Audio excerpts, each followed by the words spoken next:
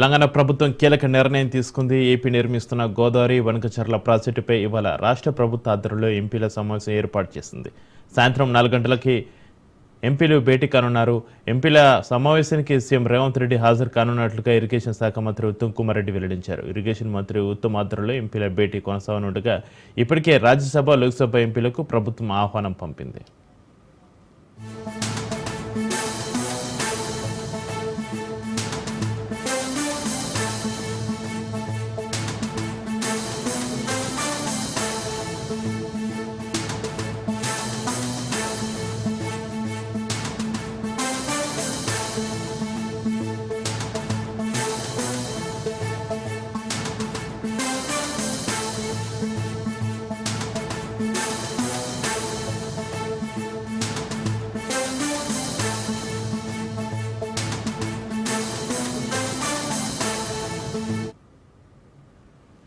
తెలంగాణ ప్రభుత్వం కీలక నిర్ణయం తీసుకుంది. ఏపీ నిర్మిస్తున్న గోదావరి వనకచర్ల ప్రాజెక్టుపై ఇవాళ రాష్ట్ర ప్రభుత్వ ఆధ్వర్యంలో ఎంపీల సమావేశం ఏర్పాటు చేసింది. సాయంత్రం 4 గంటలకి సచివాలయంలో ఎంపీలు భేటీ కానున్నారు.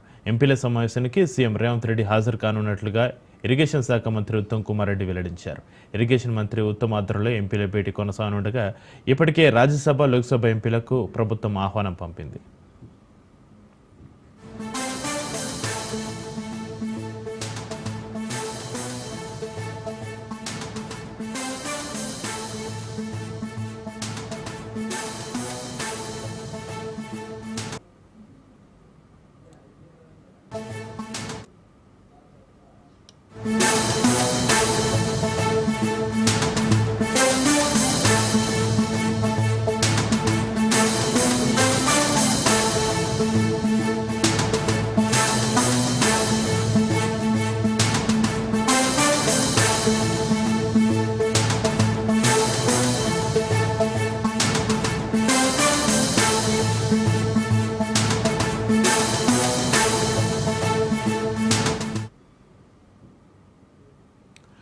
తెలంగాణ ప్రభుత్వంపై కాళేశ్వరం కమిషన్ సీరియస్ అయింది. గత ప్రభుత్వంలోని క్యాబినెట్ ఇమ్యూనిటీస్ ఇవ్వాలని ప్రభుత్వానికి 3సారి లేఖ రాసింది. క్యాబినెట్ ఇమ్యూనిటీస్ ఇవ్వాలని ఇప్పటికే 2 సార్లు లేఖ రాసింది కమిషన్. ఇంజనీర్లు ఓపెన్ కోర్టు స్టేట్మెంట్ తర్వాత ఓసారి ఐఏఎస్ అధికారుల విచారణ తర్వాత మరోసారి లేఖ రాయగా కేసర్ స్టేట్మెంట్ తర్వాత 3సారి ప్రభుత్వానికి కమిషన్ లేఖ ఇచ్చింది.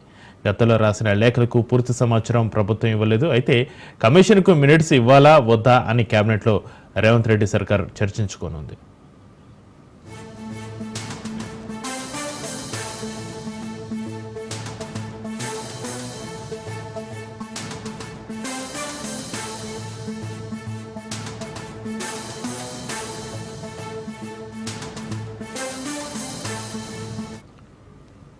తెలంగాణ ప్రభుత్వంపై కాళేశ్వరం కమిషన్ సీరియస్ అయింది. గత ప్రభుత్వంలోని క్యాబినెట్ ఇమ్యూనిటీస్ ఇవ్వాలని ప్రభుత్వానికి 3సారి లేఖ రాసింది. క్యాబినెట్ ఇమ్యూనిటీస్ ఇవ్వాలని ఇప్పటికే 2 సార్లు లేఖ రాసింది కమిషన్. ఇంజనీర్లు ఓపెన్ కోర్టు స్టేట్మెంట్ తర్వాత ఓసారి ఐఏఎస్ అధికారుల విచారణ తర్వాత మరోసారి లేఖ రాయగా కేసర్ స్టేట్మెంట్ తర్వాత 3సారి ప్రభుత్వానికి కమిషన్ లేఖ ఇచ్చింది. గతంలో రాసిన లేఖలకు పూర్తి సమాచారం ప్రభుత్వం ఇవ్వలేదు. అయితే కమిషన్కు మినిట్స్ ఇవ్వాలా వద్దా అని క్యాబినెట్లో రేవంత్ సర్కార్ చర్చించనుంది.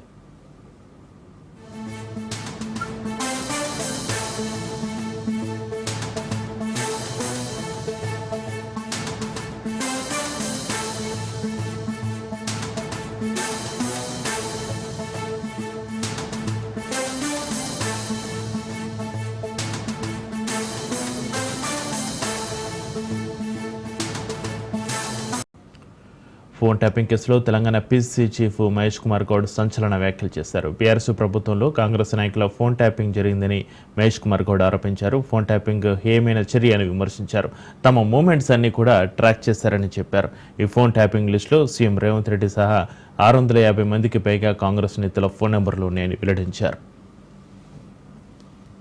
అయిన తర్వాత చాలా సందర్భాల్లో మా మూమెంట్ ని వారు ట్రాక్ చేయడం, మా మూమెంట్ అంతగా వారికి తెలుస్తుందంటే మా ఫోన్లు ట్యాపింగ్ లో ఉన్నాయని అనుమానం వచ్చి ఆనాడు చీఫ్ సెక్రటరీ కంప్లైంట్ చేయడం కూడా జరిగింది. ఇవాళ వాస్తవాలు బయటకు వచ్చాయి. బీఆర్ఎస్ ప్రభుత్వం, ఆనాటి ముఖ్యమంత్రి కేసీఆర్, కేటీఆర్లు సిగ్గుతో తల వంచుకునే విధంగా జరిగినటువంటి కార్యక్రమం, ప్రజాస్వామ్యాన్ని, రాజ్యాంగాన్ని అవహేళన చేసే కార్యక్రమం ఏ రాజకీయ నాయకుడు రాజకీయ పార్టీ ఉండకూడదు, ఉండాలి శాస్త్రంగాని చెడు ఆలోచనతో ఇలాంటి కార్యక్రమానికి శ్రీకారం చుట్టినట్టుగా అర్థమవుతా ఉంది. మేము ఇవాళ అర్థమవుతోంది 2018లో మేము ఓడిపోవడం కారణం కూడా మా నాయకుల ఫోన్లను ట్యాపింగ్ లో ఉండడం, ఎప్పటికప్పుడు వారి మూవ్మెంట్ ట్రాక్ చేయడం వల్లే ఓడిపోయామనిపిస్తా ఉంది. 2022 నుంచి సీనియర్ కాంగ్రెస్ నాయకుల ఫోన్లను కూడా ట్యాపింగ్ లో ఉన్నాయి. ఇవాళ సిట్ అధికారులు చూపించిన లిస్ట్ లో దాదాపు 650 మంది సీనియర్ కాంగ్రెస్ నాయకుల యొక్క ఫోన్లు ట్యాపింగ్ లో ఉన్నాయి. రేవంత్ రెడ్డి గారిది, నాది, ఆనాడు యాక్టివ్ గా ఉన్నట్టు అలీ యాదవ్ గారిది, గాలి అనిల్ గారిది, వారితో పాటు చాలా మంది కాంగ్రెస్ ఫోన్లు ట్యాపింగ్ లో జరిగినాయని ఇవాళ వాస్తవాలు బయటకు వస్తా ఉన్నాయి. ఏ రకంగా అధికారాన్ని దుర్వినియోగం చేశారో అర్థమవుతా ఉంది. ఏ హోదా లేనటువంటి ఒక రిటైర్డ్ అధికారిని దేశ చరిత్రలో ఎక్కడ లేని విధంగా ఇంటెలిజెన్స్ చీఫ్ గా పెట్టి ఇలాంటి దుశ్చర్యకు పాల్పడడం అనేది సిగ్గుచేటని విషయం. వారిని ఐజీ హోదాలో కూర్చోబెట్టి ప్రతి 2 నెలలకి చీఫ్ సెక్రటరీ ఈ ఫోన్ ట్యాపింగ్ మీద రివ్యూ చేయాల్సి ఉండగా కూడా దాదాపు సంవత్సరం పాటు రివ్యూ చేయకుండా మాలాంటి వాళ్ళ పేర్లన్నీ కూడా మా పూర్తి పేరు దానిలో మెన్షన్ చేయకుండా మమ్మల్ని నక్సలైట్ సింపథైజర్ గా మా ఫోన్లు ట్యాప్ చేశారంటే ఎంత దౌర్భాగ్యమైన పరిస్థితితో రాష్ట్ర ప్రజలు అర్థం చేసుకోవాలి. సిట్ అధికారులు దీని మీద విచారణ జరుపుతా ఉన్నారు. హీనమైనటువంటి చర్యకు పాల్పడిన రాజకీయ నాయకులు కావచ్చు, ఆనాడు అధికారులు కావచ్చు, ఎవరిని కూడా ఉపేక్షించకుండా కఠినమైన శిక్ష పడాల్సిందిగా నేను ప్రభుత్వాన్ని విజ్ఞప్తి చేస్తా ఉన్నాను. తెలంగాణను ఒక పక్క అభివృద్ధి చేస్తుంటే బీఆర్ఎస్ నేతలు మాత్రం తమ ప్రభుత్వంపై గగ్గులు పెడుతున్నారన్నారు డిప్యూటీ సీఎం మల్లు భట్టి విక్రమార్క. 10 ఏళ్ల పాటు డబుల్ బెడ్రూమ్ ఇల్లు, వడ్డీ లేని రుణాలు, ఉచిత విద్యుత్, నిరుద్యోగులకు ఉద్యోగాలు, ఉపాధి అవకాశాలు బీఆర్ఎస్ ప్రభుత్వం ఎందుకు కల్పించలేకపోయిందని ప్రశ్నించారు. ప్రజల సమస్యలపై నిరంతరం కృషి చేసే ప్రజాప్రతినిధులు ఉండడం ఈ ప్రాంత ప్రజల అదృష్టమని చెప్పారు. తెలంగాణలో కాంగ్రెస్ ప్రభుత్వ అధికారంలోకి వస్తే కరెంటు ఉండదని బీఆర్ఎస్ నేతలు తప్పుడు ప్రచారం చేశారని మండిపడ్డారు మల్లు భట్టి విక్రమార్క. 125 కోట్ల రూపాయలతో సన్న బియ్యం పంపిణీ చేసే కార్యక్రమాన్ని ఈరోజు రాష్ట్ర వ్యాప్తంగా చేస్తా ఉన్నాం. ఇల్లు లేనటువంటి ప్రతి పేద కుటుంబానికి 10 సంవత్సరాలు కూడా ఒక ఇల్లు ఇవ్వకపోయినా ప్రతి శాసనసభ నియోజకవర్గంలో కనీసం 3,500 ఇళ్లు లెక్కన రాష్ట్ర వ్యాప్తంగా 4,50,000 ఇళ్లని 22,500 కోట్ల రూపాయలతో ఈ రాష్ట్రంలో ఇందిరమ్మ ఇళ్లను కట్టేటువంటి కార్యక్రమాన్ని పెద్ద ఎత్తున తీసుకొని ముందుకు పోతా ఉన్నాం. పబ్లిక్ సర్వీస్ కమిషన్ ప్రక్షాళన చేసి 56,000 ప్రభుత్వ ఉద్యోగాలు నియామక పత్రాలతో సహా రాష్ట్రంలో ఉన్నటువంటి నిరుద్యోగ యువతి యువకులకి ఒప్పజెప్పాం. ఇంకొక 30,000 మంది నిరుద్యోగ యువతి యువకులకి ఉద్యోగాలు ఇచ్చేటువంటి కార్యక్రమం ప్రాసెస్ లో ఉన్నదని చెప్పడానికి కూడా సంతోషిస్తా ఉన్నాను. ఉద్యోగాలు రానటువంటి నిరుద్యోగ యువతి కోసం 8,000 కోట్ల రూపాయలతో రాజీవ్ యువ వికాసం అనేటువంటి ఒక కార్యక్రమాన్ని తీసుకొని వచ్చి సెల్ఫ్ ఎంప్లాయ్మెంట్ స్కీమ్స్ ద్వారా వాళ్ళ సహకారాలు అందించాలని చెప్పి పెద్ద ఎత్తున కార్యక్రమం తీసుకొని ముందుకు పోతా ఉన్నాం. డ్వాక్రా సంఘాలకు ఇచ్చేటువంటి వడ్డీ లేని రుణాల గురించి సంవత్సరానికి 20,000 కోట్లకు తగ్గకుండా వడ్డీ లేని రుణాలు ఇవ్వాలని చెప్పి మహిళల కోసం వడ్డీ లేని రుణాలు ఇచ్చే కార్యక్రమాన్ని తీసుకున్నాం. ఈ సంవత్సరం 21,000 కోట్ల రూపాయలు వడ్డీ లేని రుణాలు ఇచ్చాం. 5 సంవత్సరాల్లో ఈ రాష్ట్రంలో ఉన్నటువంటి మహిళల కోసం 1,00,000 కోట్ల రూపాయలు వడ్డీ లేని రుణాలు ఇచ్చే కార్యక్రమాన్ని పెద్ద ఎత్తున తీసుకొని మహిళల కోసం ఆలోచన చేసి ముందుకు పోతా ఉన్నాం. ఈ రాష్ట్రంలో చదువుకున్నటువంటి బిడ్డలకి ప్రపంచ స్థాయిలో ఇంటర్నేషనల్ స్టాండర్డ్స్ లో ఇంగ్లీష్ మీడియంలో విద్యా బుద్ధులు నేర్పించాలనేటువంటి ఆలోచనతో ఈ రాష్ట్రంలో 100 శాసనసభ నియోజకవర్గాల్లో 100 young India integrated residential schools ని శాంక్షన్ చేసి 11,500 కోట్ల రూపాయల్ని వారికి శాంక్షన్ చేయడం జరిగింది. తెలంగాణలో బీజేపీ అధికారంలోకి రావాలనేదే తన లక్ష్యమన్నారు ఎమ్మెల్యే రాజా సింగ్. తెలంగాణకు బీజేపీ ప్రభుత్వం అవసరమని ఉద్ఘాటించారు. వ్యక్తిగత విభేదాలను విడిచి ఐక్యంగా పనిచేద్దామని రాజా సింగ్ కోరారు. తన ఉద్దేశం ఎప్పుడు సరళంగా నిష్కల్మషంగా ఉందని చెప్పారు. కిషన్ రెడ్డి తమకు కొంత సమయం కేటాయించాలని కోరారు. కిషన్ రెడ్డి ఎక్కడైనా ఎప్పుడైనా సమావేశం నిర్ణయిస్తే తాము రావడానికి సిద్ధంగా ఉన్నామని తెలిపారు. తమ పార్టీని విభజించడానికి కాదని ఐక్యతను తీసుకురావడానికి కృషి చేస్తామని అన్నారు రాజా సింగ్. పోలవరం బనకచర్ల ప్రాజెక్టుపై మంత్రి Nimmala Rama Naidu power point presentation ఇచ్చారు. పోలవరం బనకచర్ల ప్రాజెక్టు వల్ల ఎగువ రాష్ట్రాలకు ఎలాంటి నష్టం లేదన్నారు మంత్రి నిమ్మల రామనాయుడు. ఏటా గోదావరి నుంచి 3,000 టీఎంసీల నీరు వృధాగా సముద్రంలోకి పోతున్నాయని ఆయన వివరించారు. ప్రపంచంలోనే ఒక నదిలో ఒకే సమయంలో 50 లక్షల క్యూసెక్లు ప్రవహించే నది గోదావరి మాత్రమే అని చెప్పారు. పోలవరం వద్ద లభ్యమయ్యే గోదావరి వరద జలాలను మాత్రమే ఉపయోగించుకుంటామన్నారు. వృధాగా సముద్రంలోకి పోయే నీటిని మాత్రమే బనకచర్లకు తరలిస్తామని అన్నారు. ఎక్కడా నికర జలాలను వాడట్లేదని స్పష్టంగా చెబుతున్నామని నిమ్మల తెలిపారు. ఎగువ రాష్ట్రాలకు కేటాయించిన నీటిని వాడుకునే పరిస్థితి లేదని ఆయన వెల్లడించారు. అయితే గత 50 సంవత్సరాలుగా పోలవరంకు సంబంధించి ఏదైతే గోదావరి నది ఏదైతే ఉందో మరి యొక్క గోదావరి నదికి ప్రతి సంవత్సరం కూడా 3000 టీఎంసీల నీరు మరి వృధాగా సముద్రంలో కలిసిపోతున్నటువంటి పరిస్థితి మనందరికీ తెలుసు. ఇది ఏదో ఒక సంవత్సరం కాదు, దగ్గర లాస్ట్ 50 ఇయర్స్, గత 50 సంవత్సరాల చరిత్ర తీసుకుంటే గోదావరి నది నుంచి వృధాగా 3000 టీఎంసీల నీరు వృధాగా సముద్రంలో కలిసిపోతుంది. వృధాగా సముద్రంలో ఉన్నటువంటి ఉప్పు నీటిలో కలిసిపోతున్నటువంటి పరిస్థితి. ఇది చరిత్ర, ఇది వాస్తవం అనే విషయాన్ని ముందుగా మీ అందరికి కూడా తెలియజేసుకుంటూ ఉన్నా. అటువంటి వృధాగా సముద్రంలో కలిసిపోయేటువంటి 3000 టీఎంసీల నీరులో 200 టీఎంసీల నీరు అంటే రోజుకి 200 టీఎంసీల చొప్పున 100 రోజులు 200 టీఎంసీల నీరుని మనం యొక్క పోలవరం బనకచెర్ల ప్రాజెక్టుకు తీసుకురావాలనే ఉద్దేశమే ఈ ప్రాజెక్టు స్వరూపం అని చెప్పి తెలియజేసుకుంటూ, ఈ పోలవరం బనకచెర్ల ప్రాజెక్టు సంబంధించి 3 సెగ్మెంట్లుగా దీన్ని మనం నిర్మాణంలో వెళ్తూ ఉన్నాం. అందులో సెగ్మెంట్ 1 చూసినట్లయితే పోలవరం నుంచి బనకచెర్ల మరి పోలవరం నుంచి ప్రకాశం బ్యారేజ్ వరకు కూడా మరి సెగ్మెంట్ 1 కింద. అదేవిధంగా సెగ్మెంట్ 2 చూస్తే మరి ప్రకాశం బ్యారేజ్ నుంచి 173 టీఎంసీల సామర్థ్యంతో బొల్లాపల్లి రిజర్వాయర్ వరకు కూడా అంటే 6 లిఫ్టుల ద్వారా ఈ సెగ్మెంట్ 2ని మరి అదేవిధంగా సెగ్మెంట్ 3కి సంబంధించి బొల్లాపల్లి రిజర్వాయర్ నుండి 3 లిఫ్ట్లు అదేవిధంగా 2 టన్నెల్స్ ద్వారా బనకచెర్ల వరకు కూడా తరలింపు. ఇది ఈ రకంగా 3 సెగ్మెంట్లతోటి ఈ యొక్క పోలవరం బనకచెర్ల ప్రాజెక్టుకి రూపకల్పన జరిగింది అనేటువంటి విషయాన్ని ఈ సందర్భంగా తెలియజేసుకుంటూ, నంద్యాల జిల్లాలో ఎమ్మెల్యే బుడ్డ రాజశేఖర రెడ్డి మాజీ ఎమ్మెల్యే శిల్ప చక్రపాణి రెడ్డి మధ్య మాటల యుద్ధం నడుస్తుంది. ఒకరిపై ఒకరు సవాళ్లకు ప్రతి సవాల్ విసురుతున్నారు. శ్రీశైలంలో నియోజకవర్గంలో శిల్ప అరాచకాలు, భూదోపిడీ, అక్రమాల చిట్టా లోకల్ రెడ్ బుక్లో ఉన్నాయని విచారణ జరిపి జైలుకు పంపిస్తామని ఎమ్మెల్యే బుడ్డ రాజశేఖర రెడ్డి హెచ్చరించారు. ఏడాది కాలంలో 150 కోట్ల నిధులతో శ్రీశైలం నియోజకవర్గంలో అనేక అభివృద్ధి పనులు చేపట్టామన్నారు. వైసీపీ పాలనలో శ్రీశైలం అభివృద్ధిని శిల్ప చక్రపాణి రెడ్డి గాలికి వదిలేశారని ఎమ్మెల్యే బుడ్డ రాజశేఖర రెడ్డి ధ్వజమెత్తారు.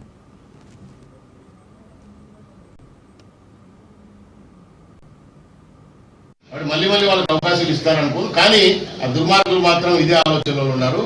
దయచేసి ఆ చక్రపాణి రెడ్డి చెప్పండి, ఎన్నుపోటు నువ్వు జగన్మోహన్ రెడ్డిని పొడిచినావో జగన్మోహన్ రెడ్డి నిన్ను పొడిచినాడో తెలియదు మాకైతే. మీరు అందరూ కలిసి మాత్రం ప్రజలు మాత్రం గ్యారంటీ వెన్నుపోటు పొడిచినారు, అదైతే గ్యారెంటీ. నమ్మి మీకు అవకాశం ఇస్తే గ్యారెంటీగా మీరు పొడిచింది గ్యారెంటీ. ఏమైనా పెన్షన్ నువ్వు ఇచ్చింది ముచ్చి 3000 రూపాయలు అంటే 1000 రూపాయలు పెంచుతాం, మేము 2000 ఇస్తే అంతకుముందు ఎన్నిసార్లు ఇచ్చావా? సంవత్సరానికి 250 రూపాయలు ముష్టి పడేసాడు పడేసి 5 ఏళ్ళ.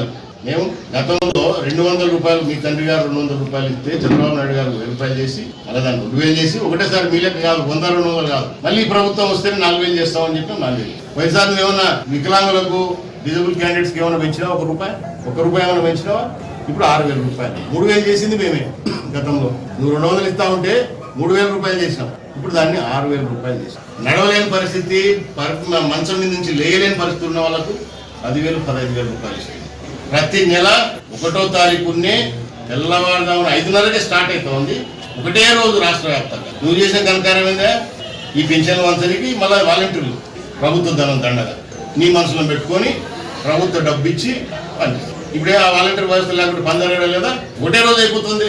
రేషన్ షాప్ దుకాణాలు 15 రోజులు రేషన్ ఇస్తారు. ఎవరికి వీలు ఉన్నప్పుడు అప్పుడు పోయి తెచ్చుకుంటే వెసులుబాటు. నువ్వేం చేసినావు? దగ్గర 700-800 కోట్ల రూపాయలు ప్రజాధనాన్ని దుర్వినియోగం చేసి ఒక బండ్లు తెచ్చినావు.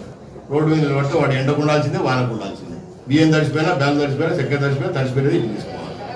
ఏం మీరు సాధించేది 5 ఏళ్ళలో? సిగ్గు లేకుండా ఇప్పుడు మాట్లాడతాం. టీడీపీ అవినీతి ఎమ్మెల్యేలో బుడ్డ రాజశేఖర రెడ్డిది మొదటి స్థానంలో ఉన్నారని మాజీ ఎమ్మెల్యే శిల్ప చక్రపాణి రెడ్డి ఘాటుగా విమర్శించారు. కూటమి ఏడాది పాలన అటర్ ఫ్లాప్ అయిందన్నారు. మోసపూరితమైన హామీలు ఇచ్చి ప్రజలు వెన్నుపోటు పొడిచిన ఘనత చంద్రబాబుకి దక్కుతుందని ఆయన ఎద్దేవా చేశారు.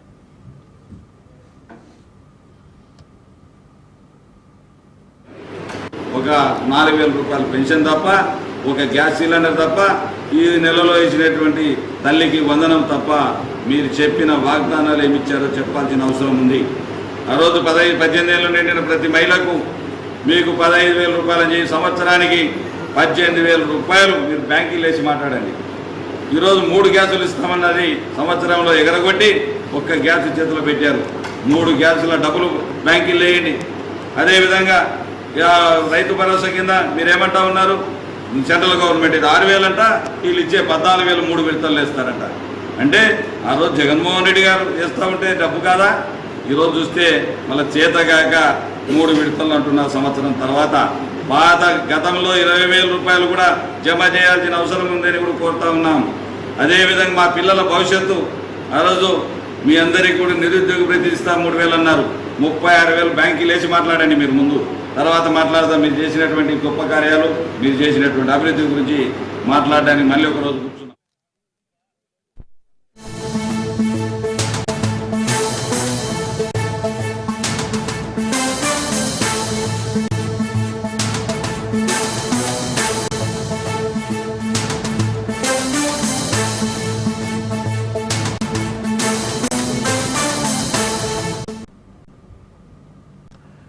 బ్రేకింగ్ న్యూస్ చూస్తున్నాం. నేడు పల్నాడులో మాజీ సీఎం జగన్ పర్యటనపై ఉత్కంఠ నెలకొంది.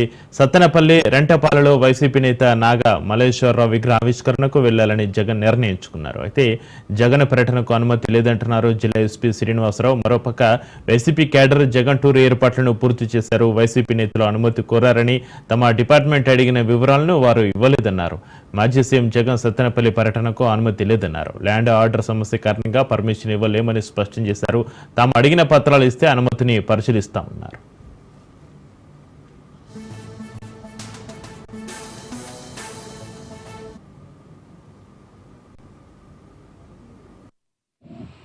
అక్కడ ఏ విధమైనటువంటి క్రౌడ్ ప్లానింగ్ చేస్తున్నారు, ఆ చుట్టూ ఉన్నటువంటి ఫీల్డ్స్ ఓపెన్ ఫీల్డ్స్ ఉన్నాయి కాబట్టి బ్యారికేడింగ్ అనేది ఏ విధంగా ఉంది. అలాగే 76 కిలోమీటర్స్ సుమారు తాడేపల్లి నుంచి ప్రపోజ్డ్ ప్లేస్కి ఉంది. పల్నాడులో సుమారు 19.5 కిలోమీటర్స్ ఆఫ్ స్ట్రెచ్ ఉంది. ఈ లాంగ్ జర్నీ ఏ విధంగా చేస్తున్నారు, ఎవరెవరు ఈ ప్రోగ్రామ్ని పూర్తి బాధ్యత ఇక్కడ తీసుకుంటున్నారు, ఎన్ని వెహికల్స్ వచ్చే అవకాశం ఉంది, ఇటువంటి డీటెయిల్స్ అన్నీ కూడా అడగడం జరిగింది. వాటికి సంబంధించి ఇప్పటికి ఇంకా మాకు ఎటువంటి సమాచారం గురించి రాలేదు. అయితే ఈ ప్రోగ్రామ్కి సంబంధించి సత్తెనపల్లి డిఎస్పీ గారు, కన్సర్న్ ఆఫీసర్స్ అందరూ కూడా ఆ ప్రదేశాన్ని కానీ మొత్తం ఏదైతే ప్రపోజ్ రూట్ ఉందో అంతా కూడా వెరిఫై చేయడం జరిగింది. వెరిఫై చేసి కొన్ని ఏవైతే దీనికి సంబంధించి ఉన్నాయో వాటిని సబ్మిట్ చేయడం జరిగింది. వాటిలో భాగంగా మొట్టమొదటిగా సుమారు ఒక 76 కిలోమీటర్లు బై రోడ్ వస్తున్నారు. ఈ వచ్చేటప్పుడు ఉన్నటువంటి కార్యకర్తలు కానీ మిగతా వాళ్ళు కానీ ఎంతమంది వస్తారనేటువంటిది పూర్తి సమాచారం అందించినది. రెంటపాళ్ళ విలేజ్లో ఏదైతే మనకి క్రోసూరు టు అచ్చంపేట గంట రోడ్డు దగ్గర నుంచి ఈ ప్రపోజ్డ్ ప్లేస్ ఉందో అక్కడికి సుమారు ఒక 500 నుంచి 600 మీటర్ల రోడ్డు ఉంది. చాలా నేరోగా ఉంది. దట్టు అది ఒక 10 ఫీట్ నుంచి లేదు. అక్కడికి ఇంత క్రౌడ్తో వెళ్ళడం కానీ, మళ్ళీ తిరిగి సేమ్ కాన్వాయ్ని అదే రూట్లో తీసుకురావడం కానీ, అక్కడ నుంచి ఎగ్జిట్ రూట్ కానీ, ఏదైతే ఇప్పుడు స్టాచ్యూ ఉందో దానికి 3 వైపులా కూడా ఓపెన్ ఫీల్డ్స్ ఉన్నాయి. ఆ ఓపెన్ ఫీల్డ్స్ అన్నీ కూడా కంప్లీట్గా క్రౌడ్ రావడానికి అవకాశం ఉంది.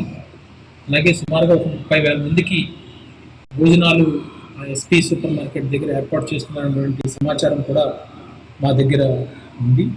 సో అంతమంది క్రౌడ్ వస్తే ఈ ప్రోగ్రామ్ని ఆర్గనైజ్ చేయడం అనేటువంటిది చాలా ఇబ్బందితో కూడుకున్నది. అలాగే లా అండ్ ఆర్డర్ ఇష్యూస్ వచ్చే అవకాశం కూడా ఉందని భావించడం జరిగింది. ఎంతమంది రావడానికి ఆస్కారం ఉంది? ఇక పల్నాడులో మాజీ సీఎం జగన్ పర్యటన ఉంటుందన్నారు మాజీ మంత్రి విడుదల రజని. ఎన్ని ఆటంకాలు ఎదురైనా జగన్ పర్యటన జరుగుతుంది అన్నారు. జగన్ పర్యటనకు పోలీసులు ఎక్కలేని ఆటంకాలు సృష్టిస్తున్నారని, ఎన్ని ఆటంకాలు ఎదురైనా తగ్గదిలే అన్నారు విడుదల రజని. గారి నాయకత్వంలో మా జగనన్న ప్రభుత్వంలో రైతులు ఆత్మహత్యలు చేసుకోవద్దని, రైతన్నలు ఇలాంటి కన్నీటి గాథల నుంచి బయటికి రావాలి, వలసపోయినటువంటి రైతులు కూడా ఆంధ్రప్రదేశ్ ప్రభుత్వం సంతోషంగా చేసుకునేందుకు అన్ని విసురుబాటు కల్పించారు. రైతన్నల కోసం రైతు భరోసాను అందించాము. పంటల పెట్టుబడి కోసం రైతు భరోసా కేంద్రాలు తీసుకొచ్చాము. ఆ రైతు భరోసా కేంద్రాలు కూడా అదే గ్రామంలో విత్తనం సేకరించే దగ్గర నుంచి తిరిగి మళ్ళా అదే రైతు పండించినటువంటి పంట మద్దతు ధరకు ప్రభుత్వానికి అమ్ముకునేలాగా విసురుబాటు కల్పించాం. ధరల స్థిరీకరణ నిధిని తీసుకొచ్చాము. ఇన్పుట్ సబ్సిడీలు రైతులకు అందించాము. గిట్టుబాటు ధర ఎప్పటికప్పుడు కూడా రైతుకు గిట్టుబాటు రైతు సంతోషంగా ఉండేలాగా పెంచి రైతును సంతోషంగా చూసుకున్నటువంటి ప్రభుత్వం జగనన్న ప్రభుత్వం. ఇదే రాజని వైఎస్ఆర్ గారు ఏనాడైతే భావించారు, అదే బాటలో జగన్మోహన్ రెడ్డి గారు ఈ రాష్ట్రంలో ఉన్నటువంటి రైతుల్ని తన హయాంలో సంతోషంగా చూసుకున్నారని రైతులే చెప్తా ఉన్నారు. అలాంటి పరిస్థితి నుంచి ఈ రోజున మనం చూస్తా ఉన్నాము. నేను ఈ కూటమి ప్రభుత్వాన్ని ప్రశ్నిస్తున్నాను.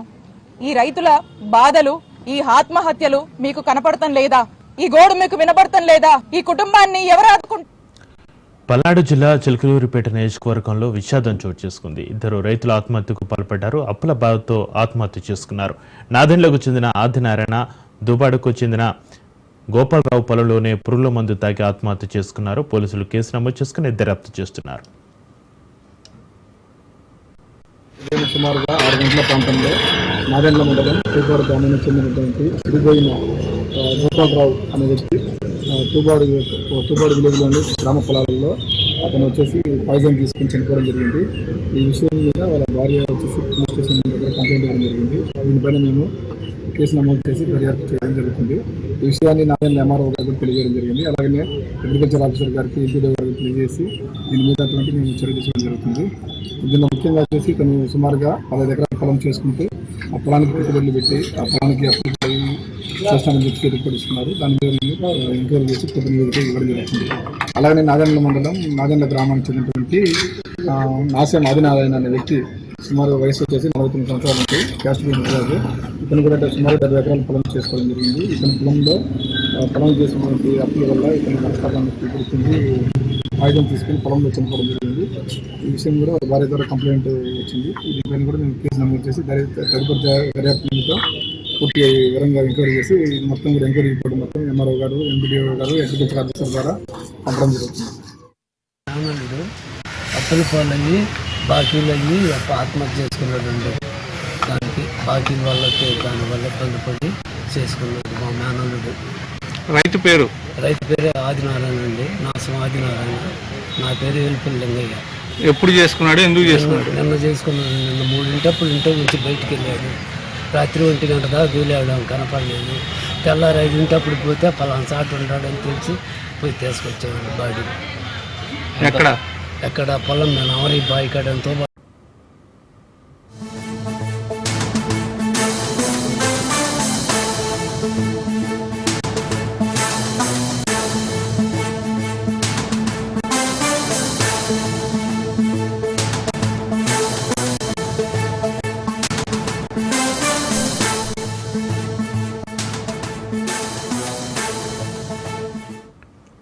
బ్రేకింగ్ న్యూస్ చూస్తున్నాం. విశాఖలో ప్రభుత్వ భూములను చోటామోటా నాయకులు సాహా చేస్తున్నారు. గతంలో వైసీపీలో అవినీతి అంటూ పలికిన కూటమి నేతలు ఇప్పుడు భూదందాలతో చెలరేగిపోతున్నారు. ప్రభుత్వ భూములు బహుళ కట్టడాలు జరుగుతున్నా అధికారులు పట్టించుకోవలేదు.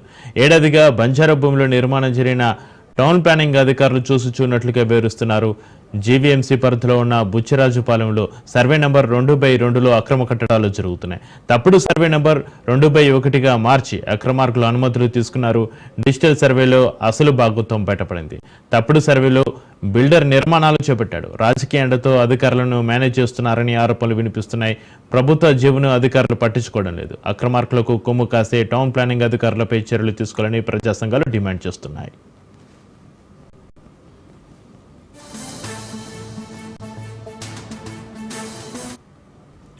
అహ్మదాబాద్ విమాన విషాద ఘటన యావత్ దేశాన్ని దిగ్భ్రాంతికి గురిచేస్తుంది. టేకాఫ్ అయిన ఎయిర్ ఇండియా ఫ్లైట్ క్షణాల్లో కుప్పకూలిపోయింది.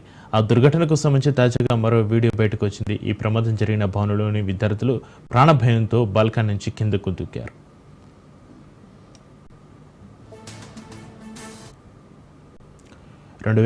జూన్ 12 మధ్యాహ్నం లండన్ వెళ్లేందుకు అహ్మదాబాద్ ఎయిర్పోర్ట్ నుంచి టేకాఫ్ అయిన విమానం కాసేపటికే ప్రమాదానికి గురైంది. ఫ్లైట్లోని 241 మంది ప్రాణాలు కోల్పోయారు. భవనంపై కూలడంతో పలువురు మెడికల్ సిబ్బంది సహా మరో 33 మంది చనిపోయారు. విమానాశ్రయ సమీపంలో ఉన్న బీజే మెడికల్ కాలేజ్ హాస్టల్పై పడిపోయింది విమానం. ఆ సమయంలో భవనంలోని విద్యార్థులు ఒక్కసారిగా భయాందోళనకు గురయ్యారు.